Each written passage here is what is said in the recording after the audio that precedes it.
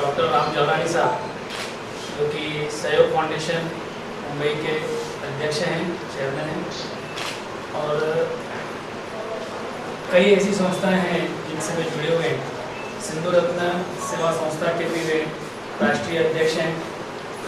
साथ ही डॉक्टर रवि मटलानी जी जो university Bombay university है, उनके सिंधी भाषा विभाग के हेड रह चुके हैं, अभी वे रिटायर हुए हैं। उनका गाइडेंस हमें मिलता है और हम लोग आपके सहकार से जो स्कूल चला रहे हैं, इनके आदर्शों को लेकर हम जो आगे बढ़ रहे हैं। और इस वर्ष हमारे इस कंप्यूटर लैब को सहयोग फाउंडेशन कंप्यूटर लैब नाम हम लोगों ने इस साल दिया है।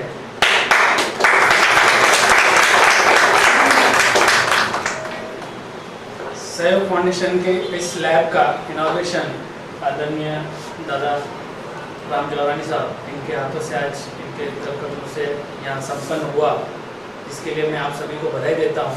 और ऐसे कार्यक्रम हम हमेशा करते रहेंगे और शायद दादा इनको हम हमेशा यहाँ तकलीफ देंगे कि आप हमेशा आइए और हमारे इसको हमारा उत्साह बढ़ता है। To work for earning money is easy, so money based, but to devote one's own time for educational purpose, for charity purpose, for the betterment of human beings and humanity, that is more required, which is given by Mr. Suresh Tandani and all his team, whatever we see here since early morning.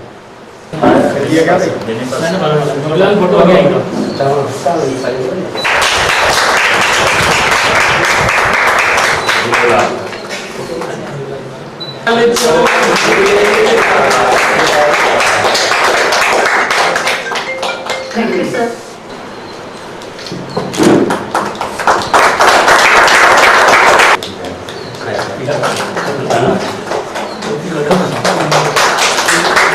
कैसे school जो बड़े ही धीरे धीरे धीमी गति से आगे बढ़ रहा है, उसमें आप लोगों का सपोर्ट है। जैसे सुरेश ने कहा कि मार्गदर्शन मेरा नहीं, मैंने इतिहास में कहीं पढ़ा है कि महात्मा गांधी ने एक बार कहा था कि आज़ादी यकीनन हमें मिली है, पर जब तक हर घर में न होगा उजाला, मेरे देशवासियों, ये आज़ादी अधूरी है। तो वो उजाला जो है एजुकेशन का है। आप जो पढ़ा रहे हैं उसे आने वाले कल का जो भविष्य है बच्चों का वो उज्जवल होगा। तो आपके लिए हम तालियां बजाना चाहते हैं। दूसरी चीज़, इन सब हमारे जो साथी हैं जिनको मैं करीबन 18 साल से जानता हूँ, आपने गुलाब का फूल भी देखा होगा। उस गुलाब के फूल को एक सिर्फ डंडी रहती है, बाकी सब पंखड़ियाँ रहती हैं। अगर सभी पंखड़ियों को अलग किया जाए, हर पंखड़ी में अपनी अपनी सुगंध है, अपना टैलेंट है, अपनी महत्व है, उस सबको मिला के एक गुलाब का फूल कहलाता है। इन ट्रस्टियों ने वो डांडी का काम किया है, उस डाली का, और बाकी आप वो पंखड़ियाँ हैं जिसकी वजह से गुलाब है। और वो खुशबू हमें बॉम्बे तक मिली है, वो हमें यहाँ खींच के लाई है। तो किताब हिकिड़ो मां खणी आयो आहियां, सिंधी सर्वेच, मिस्टर सुरेश के ॾिनो आहे। अरबी सिंधी जंहिंखे ईंदी हुजे उहो पढ़ी ॾिसनि। असांजो इतिहास अथव हुन में, सिंध खां वठी इंग्लिश में अथव ग्लोबल सिंधी जे नाले सां, ऐं सिंधी अरबीअ में अथव सिंधी सर्वेच जे नाले सां। एवरी संडे राति जो 10:30 बजे, अॼु भी रात जो 10:30 बजे साहिबी चैनल ते मां 2004 खां 18 ॾींहं ते इंटरव्यू सिंधीअ में वठंदा आहिनि। तव्हांखे मौक़ो मिले त कॾहिं किताब तो बाकी तारीख ईच एंड एवरी वन आती मस्ट मां मोकिलींदुसि जेकर global Sindhi in English Sindhi survey check पहिरीं तव्हां ॾिसो हुन में थैंक यू सर। इनके पास है कभी भी कोई बात करने की आप जो शायर थे अपने टैगोर जी नजर आते हैं। तो हमारे वहाँ क्या है, तो हमें बताना है उनको कि अगर पंजाब के अंदर वो भांगड़ा है तो हमारे पास भगत है। वहाँ पे भगत सिंह ने जो कुर्बानियां दी हमारे हेमू कालाने ने भी दी, मगर क्योंकि वो पहुंचाया नहीं हमने उनको पता नहीं है। वहाँ गुजरात में अगर हम डांडिया खेलते हैं तो हमारे पास झूमर है, छेद है। वहाँ पे अगर टैगोर साहब है तो हमारे पास शाह अब्दुल लतीफ जैसे शायर है जो शेक्सपियर से भी ज्यादा महान माने जाते हैं। तो सिंधी सभ्यता की झलकियां बच्चों तक सही माना में पहुंची नहीं है, उसकी जड़ों तक उनको पहुंचाना है। और एक बार मुझे यकीन है अगर बच्चों को हमारी संस्कृति सही तरीके से मिली, हमारे संगीत के माध्यम से, हमारे डांस ड्रामा के माध्यम से, उनको बहुत रस आएगा और वो फिर इतनी इंटेलिजेंट है, इतने होशियार है कि उसके अंदर झांकेंगे और अंदर तक चले जाएंगे, जड़ों तक पहुंचेंगे, उन्हें पता चलेगा कि कितनी प्राचीन सभ्यता है हमारी। तो हमारा सिर्फ यही लक्ष्य है कि हम बच्चों को अवेयरनेस लाएं कि हमारी जो सभ्यता है, हमारी जो सिंधी लैंग्वेज है, हमारी जो सिंधी हमारी लैंग्वेज जो है बोलने की या लिखने की जो सूरत गति से उसको कहते हैं, उसकी इतनी सरल है। हमारे बड़े बड़े राइटर्स कहते हैं कि आप 7 दिन में सीख सकते हो लिखना पढ़ना। तो ये बच्चों तक पहुंचाना है। मैं उससे कहता हूँ हमारी कम्युनिटी है जो आज इस मुकाम तक भी सिंधी फिर भी जिंदा है।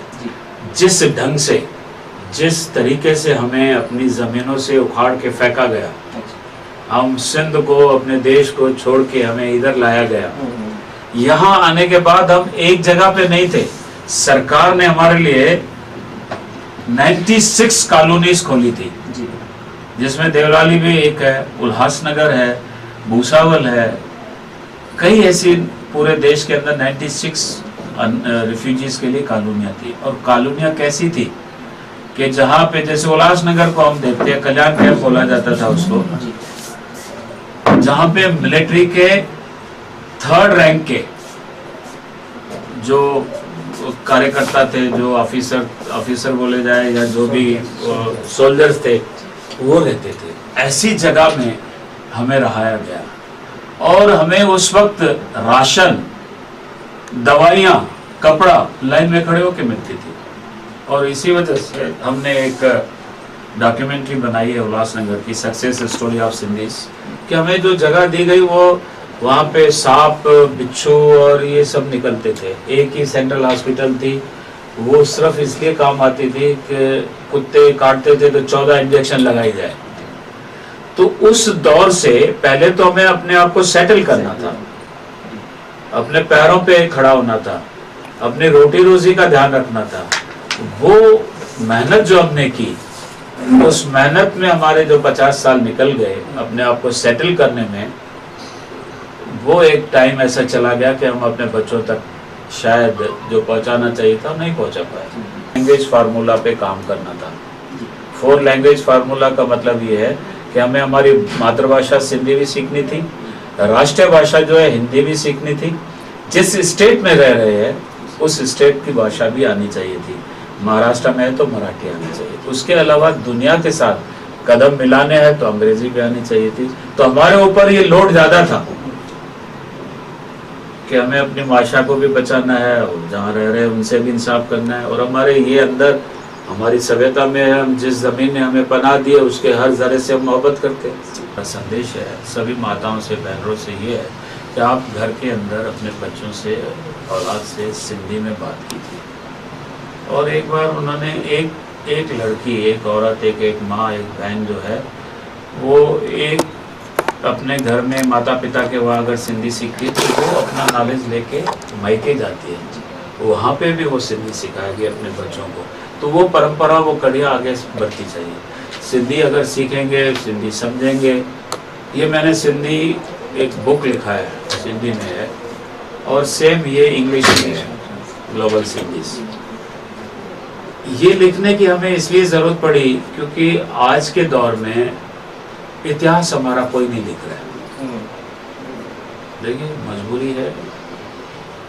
आज अगर हम ये कहें कि झांकियाँ हमारी नहीं निकलती 26 जनवरी को, बाकी सभी स्टेट की निकल गई क्योंकि हमारे पास स्टेट नहीं है। करेंसी नोटों पे सभी भाषाओं में लिखा गया है, हमारे सिंधी अरबी में नहीं है। ललित कला एकेडमी बनती है सेंट्रल गवर्नमेंट की, उसमें सभी कम्युनिटी के आर्टिस्टों को ट्रेनिंग के लिए आउट ऑफ इंडिया या कहीं पे भी भेजा जाता है, हमारे उसमें नहीं है। लिखने की इसलिए ज़रूरत पड़ी कि हमारा इतिहास क्या है, हम सिंध में कैसे रहते थे, हमारा आज़ादी के दौरान क्या योगदान रहा, आज़ादी मिली तो हमें क्यों अपना देश छोड़ना पड़ा, अगर देश छोड़ा तो हमें हाथ खाली पसारे हुए क्यों भेजना पड़ा, क्यों आए हम इधर हाथ खाली लिए। और आज दुई इतना हमने कर्म भूमि इसको बना लिया, जन्मभूमि छोड़ने के बाद आज परमात्मा की और जहाँ हम रहे हैं उनकी सपोर्ट मिली, जिस भी स्टेट में रहे, तो आज हम दोनों हाथों से मदद करने के काबिल बने हैं। तो ये एवरी संडे मेरा एक दूरदर्शन पे 10:30 को प्रोग्राम आता है जिसका नाम है सिंधी सर्वेच, सह्याद्री पे, महाराष्ट्र का चैनल है। फार्मूला चाहिए। आप स्कूल कॉलेज जाते हो, आपको इंग्लिश ज़रूरी है, आपके दोस्त जो है वो हिंदी समझेंगे। आप व्यापार के उसमें बैठोगे अपनी पेड़ी पे, वहाँ पे कस्टमर जो आएंगे उसको हिंदी में बात करनी है। आप महाराष्ट्र के सरकार में चले जाइए, आपको मराठी में बात करनी है। आपके दोस्त जो महाराष्ट्रन है उनके मराठी में। 4 लैंग्वेज फार्मूला वाला काम करना ही पड़ेगा। सिंधी क्योंकि बाकी जगह पे कम बोली जाती है, इसीलिए हम ये बोलते हैं कि आप घर में कंपलसरी सिंधी बोलिए। तो ऐसा हुआ था, मैं अपना एक किस्सा बता रहा हूँ। मैं उल्लासनगर से था, 1980 में मैं बॉम्बे शिफ्ट किया है, बट मैं जैन कॉलेज का स्टूडेंट था। तो मेरी इंग्लिश मीडियम नहीं थी, सिंधी मीडियम थी, जिसकी राम जेठमलानी की भी सिंधी मीडियम थी, तो एल के आडवाणी की भी सिंधी मीडियम थी, सुरेश आडवाणी जो कैंसर स्पेशलिस्ट है उसकी भी सिंधी मीडियम थी। तो जैन कॉलेज में जैसे मैं पहुंचा, मेरे से आके किसी दोस्त ने इंग्लिश में बात की।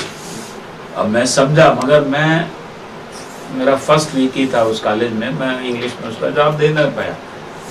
तो मैंने समझने के बाद उसको सिंधी में जवाब दिया, तो उसको समझ में नहीं आई। तो प्रिंसिपल साहब पीछे खड़े थे, तो मैं थोड़ा उदास हो गया कि यार इसने समझा नहीं।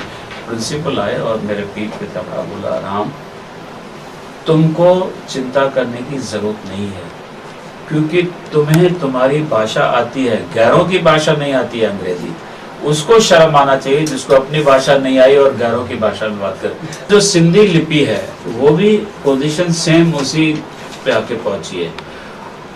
हमें भी अपने बुक्स को ट्रांसलेट करके जो अच्छे बुक्स है, जो अच्छा लिटरेचर है, जो अच्छे अदीबों का, राइटर्स का लिखा हुआ है।